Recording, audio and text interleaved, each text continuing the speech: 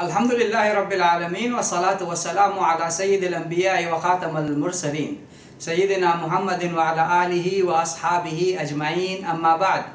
حضرات، دنیا اور آخرت دونوں کا توازن مومن کے دل میں ہوتا ہے۔ مومن دنیا میں اس طرح سے کام کرتا ہے کہ گویا دنیا میں ہمیشہ کے لیے رہے گا، اور آخرت کے لیے اس طرح سے کام کرتا ہے گویا وہ کل ہی مر جائے گا۔ علامہ ابن قیم رحمۃ اللہ علیہ بڑی عجیب بات لکھتے ہیں۔ وہ کہتے ہیں زہد اور تقوی یہ نہیں کہ دنیا ہاتھ میں نہ رہے مگر دل میں آباد ہو۔ دنیا میرے ہاتھ میں نہیں ہے لیکن دل میں میرے آباد ہے، بلکہ زہد یہ ہے کہ دنیا ہاتھ میں ہو لیکن دل میں آباد نہ ہو۔ یہ فرق ہے زہد میں اور دنیا کی طلب میں۔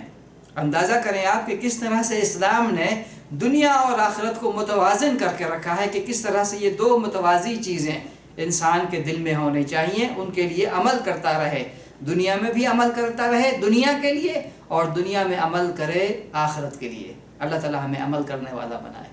اللہم صلی علی سیدنا محمد وعلی آلہ وصحبہ وسلم۔